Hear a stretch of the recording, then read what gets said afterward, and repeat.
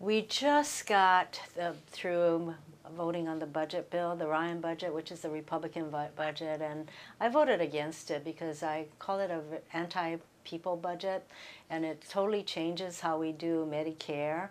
For everybody who's under 55 right now, there are over 1 million, well, close to 1 million, under 55 in Hawaii. Medicare will become privatized. So this is a huge, huge change. And also all the people who are currently on Medicare now will see some major limitations on the changes we made to health care 2 years ago in terms of prescription drug costs, closing the donut hole, and having access to preventive care.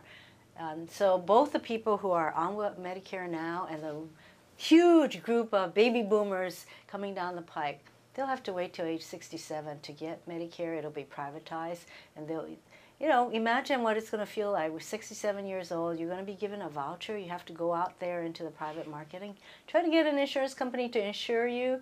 You have all kinds of pre-existing conditions. The voucher is not going to be enough to pay for everything.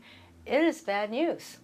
So I voted against that bill. It also had a lot of other bad things. But, you know, two of the things that I really want to point out to people that the Republican budget shows is they made permanent the Bush tax cuts for the richest multimillionaires in our country. They made those tax cuts permanent.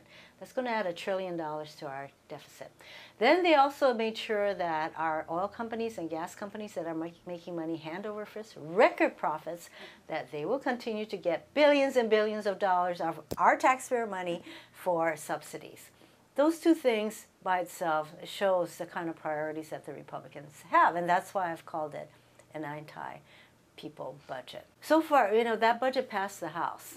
It's in the Senate, and I am hoping and praying that the senators will not pass that. They've said that they won't. So, but you know what? These kinds of attitudes and priorities seep into other bills that do get passed in the House and Senate. And that's why I voted against it. I'm on the floor almost every day, on the floor of the House, arguing against these anti-people priorities. And I think that it's really important for the people in Maui to understand what's going on. Not to mention, one more thing, Medicaid. Medicaid. 20% of the people on Medicaid are seniors and people with disabilities. So that's a lot of people. Long-term care is paid for under Medicaid. And they want to change Medicaid to a voucher system. That means that more of the Medicaid cost is going to go on the backs of the people of the state of Hawaii. And I think I just read in the paper today that New Abercrombie is cutting back on Medicaid support from the state because we don't have the money.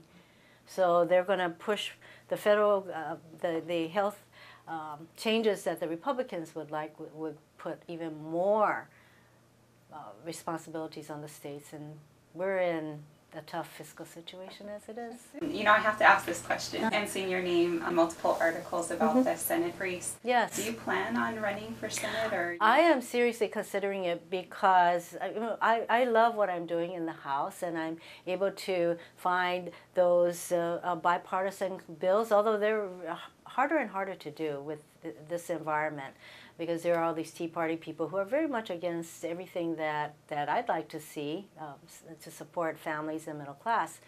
I love what I'm doing in the House. I've established a lot of relationships and strong relationships and friendships.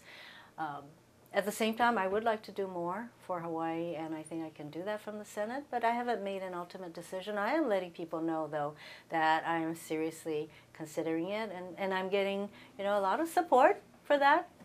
So stay tuned.